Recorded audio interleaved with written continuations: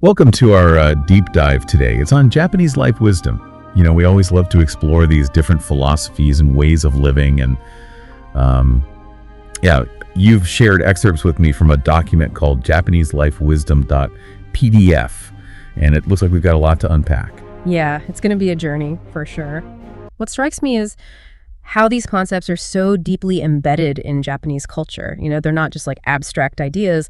They actually offer practical guidance for daily life. I love that.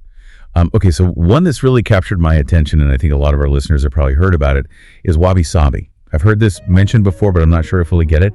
It's about finding beauty in imperfection. Right. Wabi-Sabi, it really challenges us to see the beauty in things that are, impermanent and incomplete. Okay. So think about a weathered stone, a cracked teacup, or like the fading beauty of autumn leaves. Yeah. It's really appreciating the history, the story, and the natural cycle of life and decay. It's interesting because it really goes against kind of our culture's obsession with perfection, I think. Those perfectly curated Instagram feeds and, everything looks so flawless. Yeah. So it's nice to go against that a little bit. Totally. It challenges those notions, and I think that's why Wabi-Sabi is so refreshing. It's a reminder that true beauty often lies in those imperfections, the things that make something unique and authentic. While you're saying that, it makes me think about the Japanese tea ceremony. Right. I remember reading that the tea bowls they use are often irregular and kind of imperfect. Yes. And they're actually considered, more beautiful because of that. Exactly.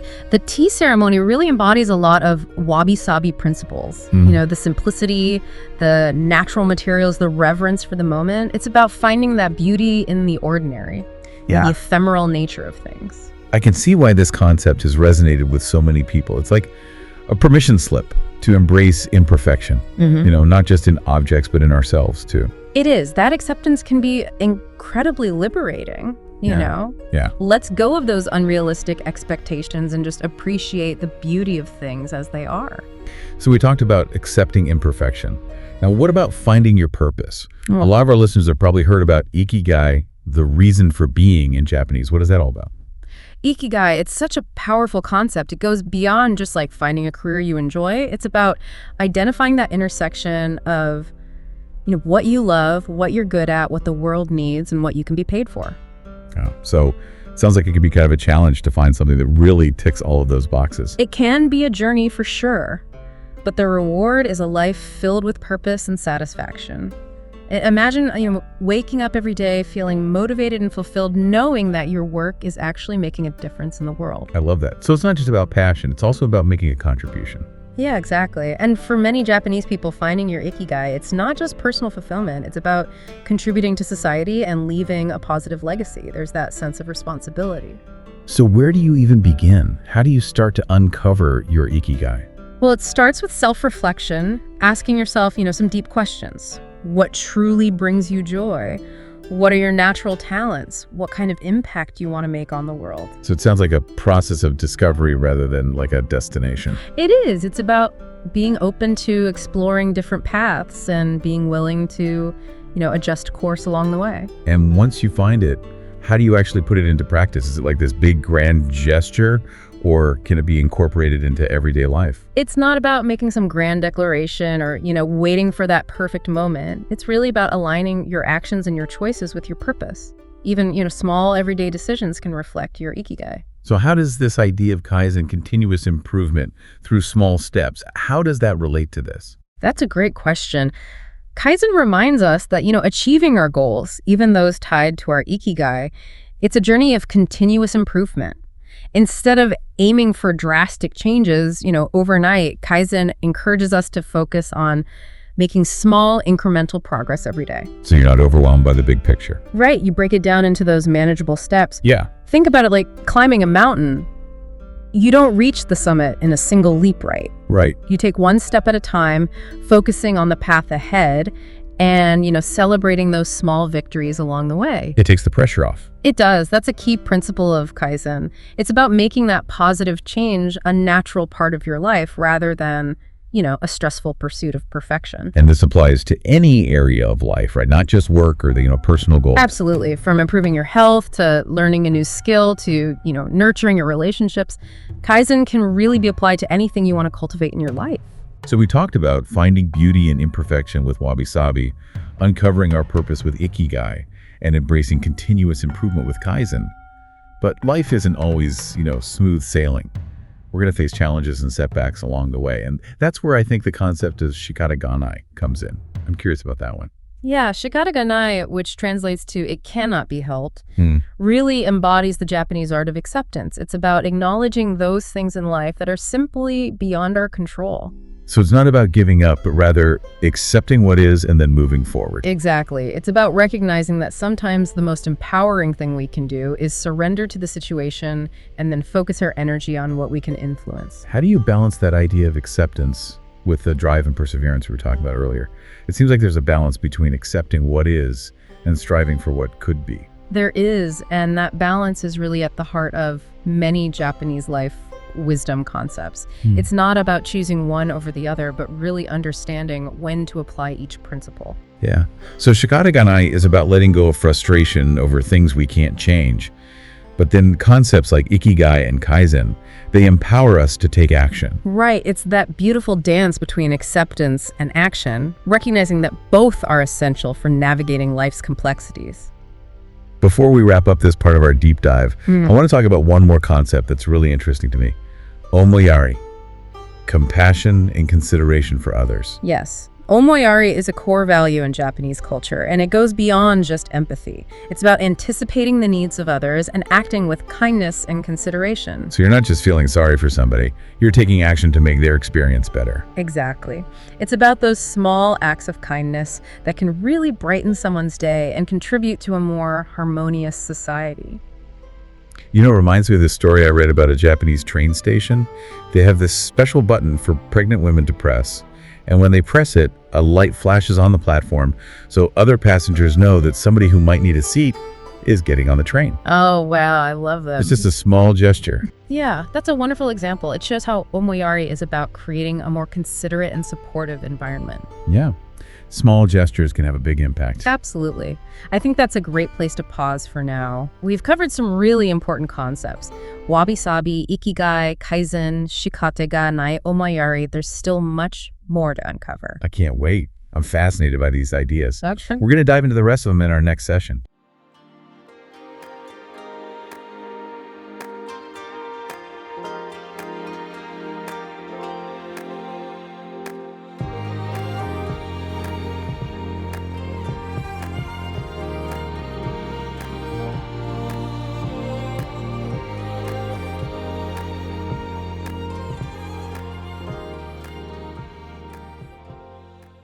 Welcome back. We're continuing our exploration of Japanese life wisdom. I'm so glad to be back. I feel like we just scratched the surface last time. There's so much here. Oh, definitely.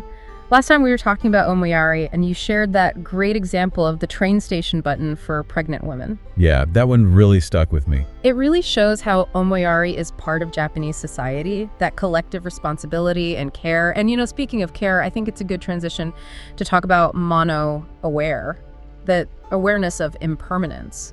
Okay, mono no aware. This is one I've struggled with. I understand it's about recognizing that nothing lasts forever. But how does that actually translate to a way of life? Well, it encourages us to savor the present moment, knowing that it's fleeting. Think about the cherry blossoms blooming in spring. It's such a breathtaking spectacle. They celebrate it with Hanami festivals. Right. But the thing is, the blossoms are beautiful, but they don't last very long, and that makes them even more precious.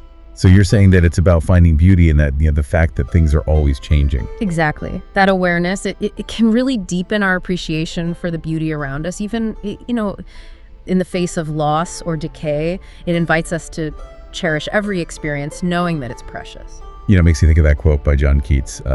Beauty is truth. Truth, beauty, that is all you know on earth and all you need to know. It's kind of like that, right? It is. It's that appreciation for beauty, even in the things that are fading or imperfect. Speaking of finding beauty in unexpected places, let's talk about Kintsugi, repairing broken pottery with gold. Kintsugi is so cool. It's like instead of hiding the cracks, you're celebrating them. Exactly. Kintsugi, it takes that brokenness and transforms it into something even more beautiful. Instead of throwing away a damaged piece, they carefully mend the cracks with lacquer that's dusted with gold or silver or platinum. So you actually highlight the repairs. Yeah, it's A amazing. metaphor for resilience. You don't see your scars or your struggles as flaws. You see them as something that actually makes you stronger. Powerful reminder that our experiences, even the painful ones, they shape us. Kintsugi teaches us to embrace our past and see it as a source of strength. And it really fits in with that whole Japanese aesthetic too. Absolutely.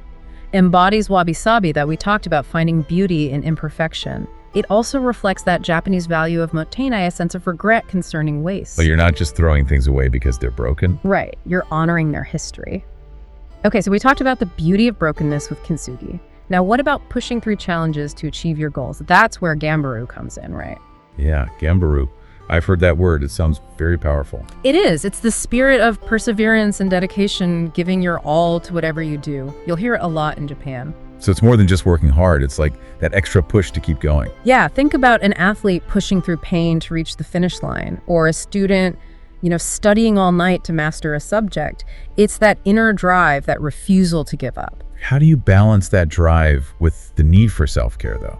That's a good point. Yeah. It's important to remember that Gambaru isn't about pushing yourself relentlessly without any regard for your well-being. It's about finding that sustainable pace that allows you to push yourself, but also respect your limits. So you know when to take a break. Exactly. Speaking of finding that balance, let's talk about Ma, the art of the pause. Ma.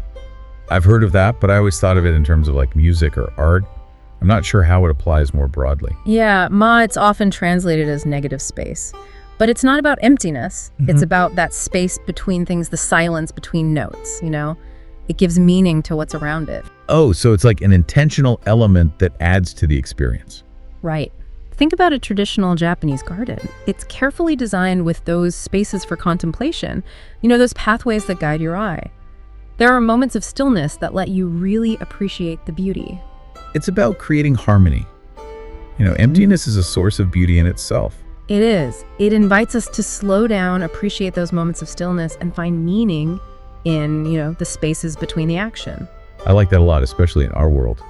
Everything's so fast-paced and we're constantly bombarded with information. That's why it's so important, Cultivating Ma can help us find peace and, create space for reflection. Okay, so we talked about savoring the moment with Monowaris, embracing resilience with Kintsugi, finding that drive of Gambaru, and appreciating the pause with Ma. But what about relationships? How do we navigate those complexities? I think Giri and Ninjo come into play here. Yeah, you're right. Giri and Ninjo, they're a fascinating duality in Japanese culture, that balance between duty and human emotion. I'm curious about these. What do they actually mean? So Giri is about fulfilling your social obligations, honoring your commitments, acting according to societal expectations, doing what's considered right. It's about duty, putting the group above your own desires. Exactly. And then there's Ninjo, which is your personal feelings, your desires, your compassion. It's about following your heart. So there could be a conflict between those two. There is, and it's something that many Japanese people grapple with. There's no easy answer. Sometimes honoring your Giri, your duty, means suppressing your Ninjo, your desires. But, finding ways to express your Ninjo within that framework can lead to greater fulfillment and stronger relationships. It sounds like it requires good communication. It does. It's about being honest with yourself, about your feelings, communicating your needs, and finding ways to reconcile those desires with your obligations. It's like when you feel torn between what you should do and what your heart is telling you. Exactly. And navigating that tension is how you find that balance between Giri and Ninjo. It sounds like a lifelong process. It is, but it's worth it. Because finding that balance can lead to greater harmony within yourself and in your relationships. These conversations are really making me think. Yeah. Each concept builds on the last one. We're only halfway through and I'm already learning so much. What else is there? Oh, there's more. These concepts offer a wealth of wisdom, and I think you'll find the next one's just as interesting.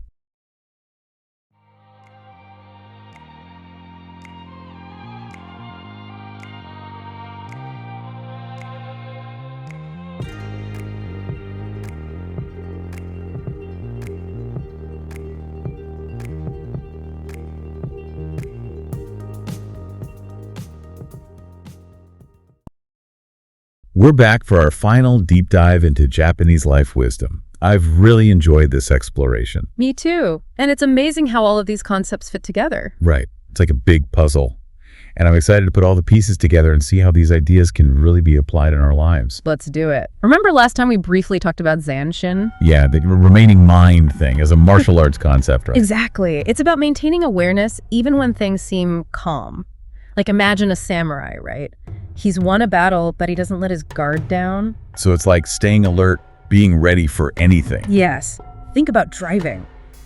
Good drivers are not only looking at the road, but they're also aware of what's happening all around them. So you're constantly scanning for danger. Yeah, and it's not just about physical awareness, it's also mental, Yeah. Staying focused, avoiding distractions, being prepared for challenges. You can adapt to anything. That's the key. Being adaptable in this ever-changing world. Okay, so we talked about being alert with Zanshin. What about quieting the mind? That's where Mushin comes in. Mushin. No mind, right? Isn't that a Zen thing? It is. It's about achieving a state of pure awareness, free from distractions and doubts, like athletes and artists being in the zone. Yeah, where everything just flows effortlessly. Exactly. When you're in Mushin, your actions become intuitive and spontaneous. You're not overthinking, just reacting to the moment. Sounds pretty amazing. Yeah. How do you get to that state? Practice. Things like meditation and mindfulness. Anything that requires you to really focus, it helps train the mind. So it's about quieting those thoughts. And when you can do that, you open yourself up to a lot of possibilities.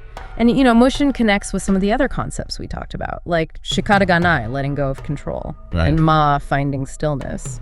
It all ties together. I love how these concepts are so interconnected. That's what makes this whole idea of Japanese life wisdom so cool. It is. It's a holistic way of looking at life. Everything is working together.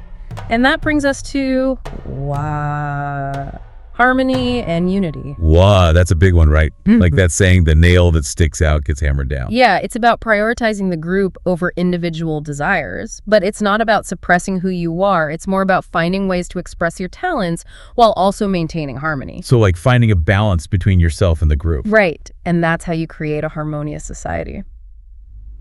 Okay, so we've explored Zanshin, Mushin, and Wa. We have one last concept to talk about. Yuugen. Yuugen. Yeah. That would always sound kind of mysterious to me. It is. It's hard to explain even for Japanese people.